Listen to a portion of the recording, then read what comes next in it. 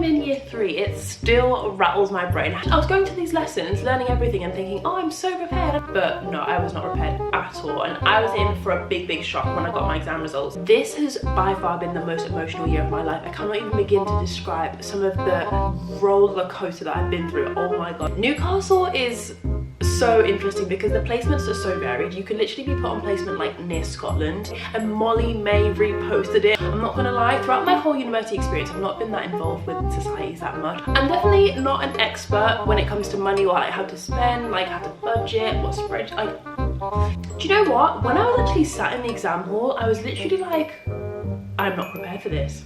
Like, I was sat doing my exam being like, oh my God, what is going on? I do not know this, I do not understand this, I'm in trouble. That was a rubbish feeling.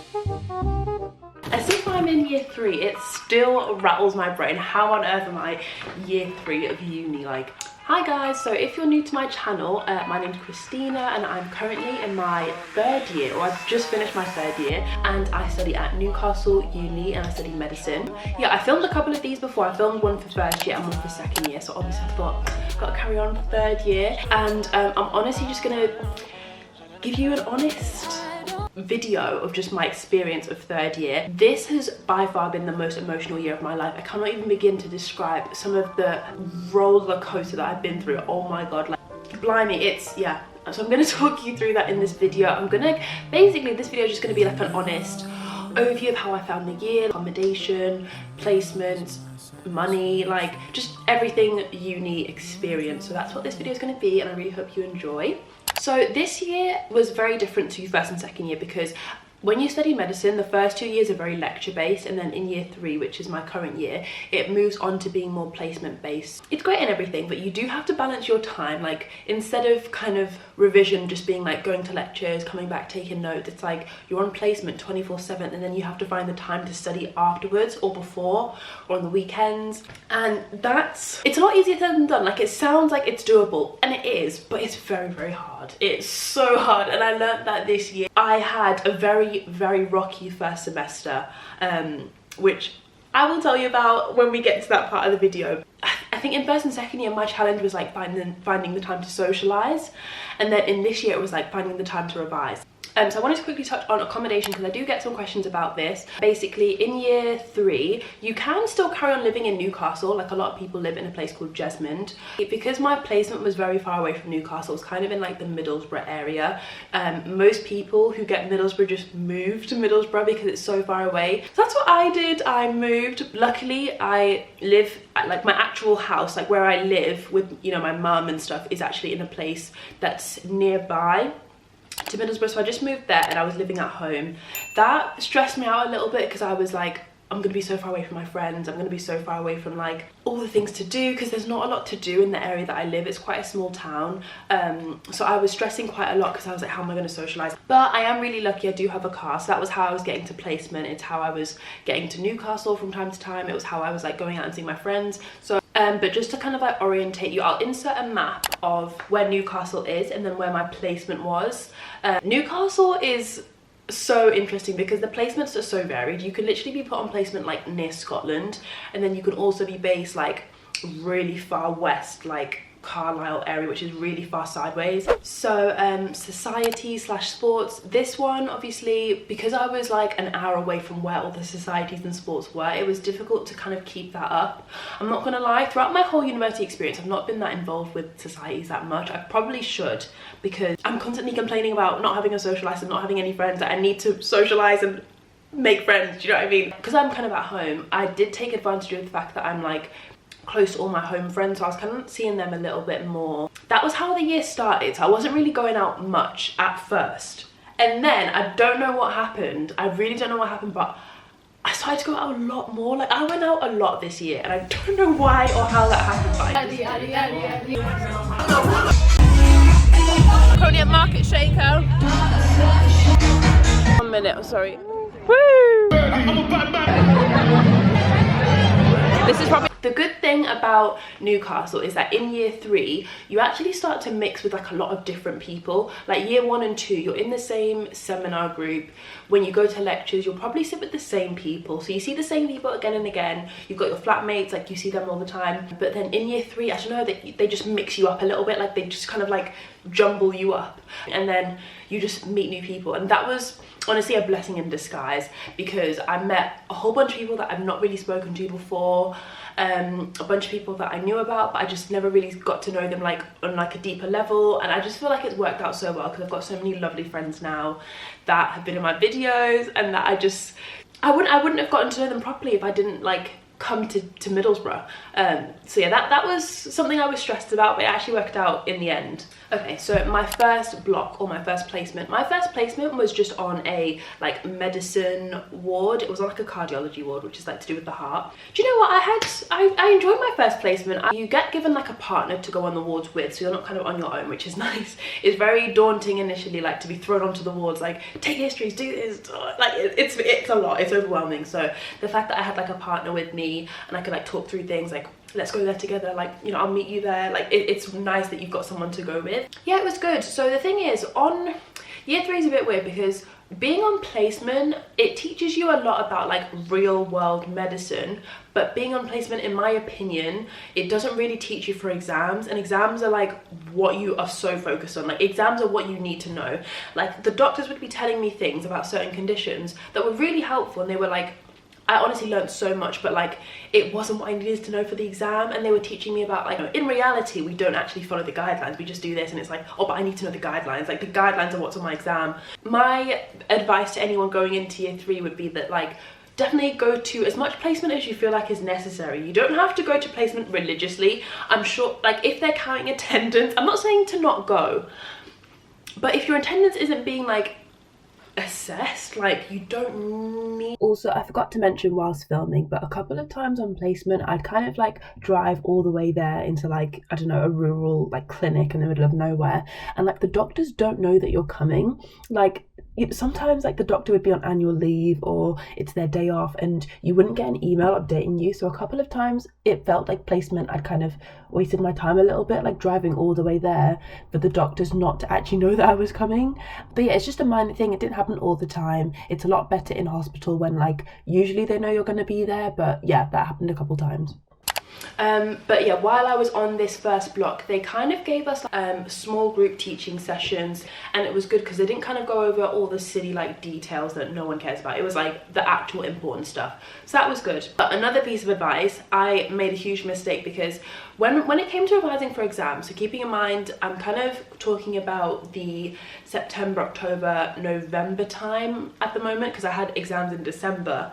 I was going to all these small group teaching sessions and I was learning everything that they taught us, but all I was doing was what they were teaching us. Like I wasn't doing any wider reading, I wasn't doing past med at this point, which is a big red flag. I was going to these lessons, learning everything and thinking, oh, I'm so prepared, I'm going to all the lessons and I'm learning everything. But no, I was not prepared at all, and I was in for a big shock when I got my exam results. But anyway, moving on to my next placement, which was care of the elderly. That one was just more of the same. It was very fun. I learned a lot. It was good. I was still going to these placements religiously, when honestly looking back I probably could have cut back on placement a little bit and spent more of my time revising. Yeah, honestly, like especially when you're approaching exams, cut back on the placement, like, and just revise. I don't want this to be a revision video, I just want this to be like an honest video. But yeah, I'll stop with the revision tips. That's it, done. So oh my god, right, it was, when was this? I think this was the day before my exam. So I listened to this podcast. I babble on about it way too much, but I'll mention it again for anyone who's new. I love this podcast called Diary of a CEO. It's my favourite podcast. I've been to see it live. I met the guy behind it. Do you remember when Molly Mate was getting like absolutely grilled for the 24 hours comment? Anyway, that podcast, when it initially came out, no one was really like making like a big deal of it, but I commented on the episode being like, oh my god, Molly's so inspirational, oh my god, wow, girl boss. Not really thinking anything because I comment on all of the videos, like. And then when the guy behind it, Steven, he's called Steven, when he was promoting the episode, he used my comment as like the promo for it, and literally like he reposted it on his story, and it was like obviously circulating that like, oh, this new episode of the podcast with Molly May, and Molly May reposted it with my comment, and I was like, oh my god, I was freaking out. I did not vlog. I didn't vlog that moment or that day because I was focused on exams, but I was a state. I was an absolute state. I was having a meltdown. This was me in my like girl boss era. I was obsessed with all like girl bosses or whatever to call it. I was obsessed with Molly May at the time, and I was just like, oh my god, she knows who I am. She knows who I am. Oh my god, I was freaking out. So yeah, that was the day before the exam. So the exams, how did they actually go? And yeah, I found them hard. I found them very hard. Do you know what? If you saw me during this era, you would think, Christina, you're working so hard. Oh my gosh, you're gonna be fine. But I was working very hard, yes, but I was not working smart. That was the mistake I made. I realized really badly, like looking back, you have to work hard, but you don't have to work mega hard, like work yourself to the bone. Like you don't have to like lose sleep, wake up at 3 a.m. Like you don't need to do that. But there's ways to work smart, and I've mentioned them already. It's quite simple. Do pass med and then just manage your time well. Do you know what? When I was actually sat in the exam hall, I was literally like, I'm not prepared for this. Like I was sat during my exam being like, oh my god, what is going on? I do not know this. I do not understand this. I'm in trouble. That was a rubbish feeling, especially because I'd worked so hard. I was sat there being like, I don't know what that is. I don't understand this question. I do not have a clue what the answer to that one is. You know when you skip the ones that you don't know, but then you find yourself skipping every single question, you're like, that's not good. This is not looking good. Anyway, that was like middle December. So then after that it was Christmas. So I obviously, I didn't need to go home for Christmas because obviously I was already at home. I was already at my family house. But I did have my birthday. It was 4th of Jan. I had a good birthday. Do you know what? I think I'd forgotten about exams at this point. I think so much time had gone past, like 2-3 weeks, and I was like, what were those exams? I can't even remember them. Like, I think I just deleted it from my memory. But then I was in for a shock. 4 days later, when the exams came out, they came out at a really awkward time. So I was actually in the middle of placement at the hospital, I was actually at the GP, sorry, and I found out that I'd failed both exams, unfortunately. I feel bad for that Christina. Like thinking back, she was going through a lot. Like at the time, I think I tried to like suppress it a little bit and be like, it's fine, I'll work hard on the next one. But over the next few weeks, my mental health did deteriorate quite a lot. Like looking back, I think I was trying to make face. I was trying to put it across like, oh, I'm fine, I'm doing okay. Yes, I failed, but like, you know, it's fine. I'm gonna make up for it. I'm gonna work harder for the next one. But I think deep down, I was like struggling so badly, and it was mainly because I tied a lot of like my self-esteem with how I did in exams. Up until then, I was always doing really, really well, and then this was like, you know, one of the first times where I'd like failed quite badly.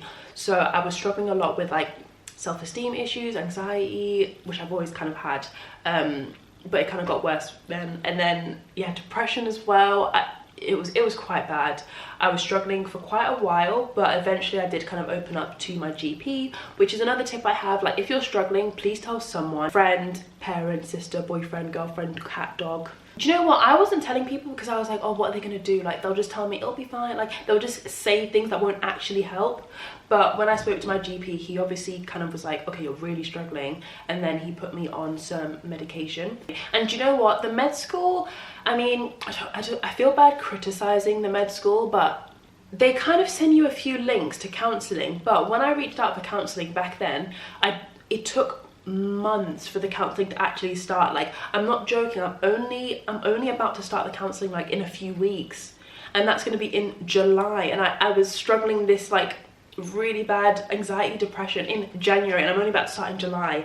To them, they've ticked their box of like, oh, we've sent you the resources to get help about your mental health, but in reality it's not actually going to help, because 7 months down the line, what if things are different? Oh, I didn't even mention, so for my birthday, I actually had a trip to Paris booked, planned, I was so excited. I've been to Paris before. I've gone to Paris. I've been to the Eiffel Tower. But I only went to like the second level because there's 3 levels to it. There's like the bottom one, middle, and then like right at the top. And I've only been to the middle one. So I was like, oh, this time around I'm gonna get to the top. I'm gonna wait in the queue. I don't care how long it takes. And then COVID. I think this was the time of Omicron or something. So it got cancelled. Okay, so anyway, we're currently in January, and I actually started my Ob-Gyn blog. So this was my first one that was like really fast paced and really hectic. So Ob-Gyn is pretty much like women giving birth, anything to do with like reproductive system. I did see a baby being born. It was a bit sad because it was very, very premature. Like it was like tiny, but the doctor kind of did like such a great job. Like, oh my god, it was like straight out of This Is Gonna Hurt. Like it was insane, like how they were all like working together. So yeah, that was a good placement, but it was just very hectic. Like I felt just constantly tired. Like some are going to be more tiring than others, so I'd say again, just balance your time. But obviously this was the first placement that I was on, knowing that I'd failed my previous exams. For anyone who's kind of like not sure how the exams work, basically you don't have to pass every single exam. The way that it works at med school is like your first one counts for, I can't remember, I think it's a third, and then the second one counts for 2/3. So they just want you to pass overall. If you don't pass the first one, that's okay. Just on the second one, you need to make sure that you pass like really, really well so that you make up for it overall. So on this Ob-Gyn placement, it was hectic, crazy, so busy. I was seeing like really cool things, but it was like very, very draining. And then I had to like revise as well, and it's so hard to find the time to revise when you're, you know, some days we were there for 12 hours, like 8 till 8, and you have to come home and like revise, and then you also have to sleep, you have to catch up with your friends, and it was a lot. Oh my god.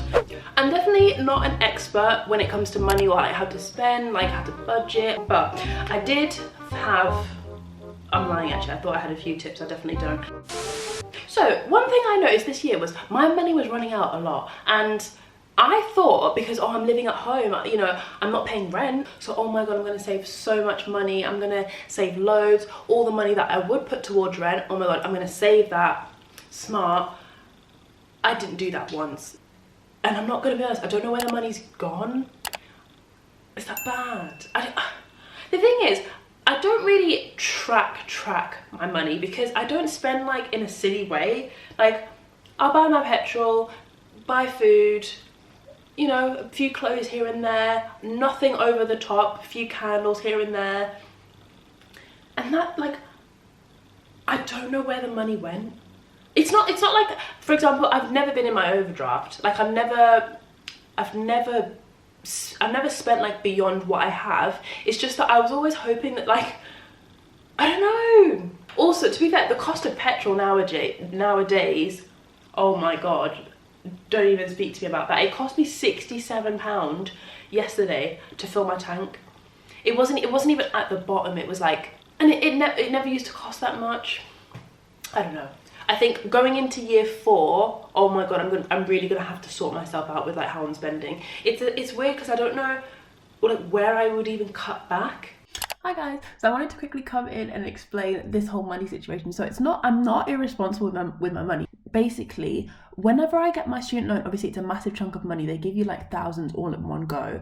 And what I tend to do is I'll take a massive chunk out, like 500 if not more, and I'll put it into savings. But with like the cost of things nowadays, like the price of petrol, I think I was genuinely like saving too much. Like I think that's where a lot of my issues came from. Like I was actually taking too much money out and putting it into savings than I could actually like afford, and I probably actually should have given myself more money. So it's not like I'm throwing my money away, splashing it on like silly things and stuff. It's just that like I think I wasn't working out how much money I could afford to save and put away, if you know what I mean, because I prefer to save like at the start rather than leave what's left to save. Hope that makes sense.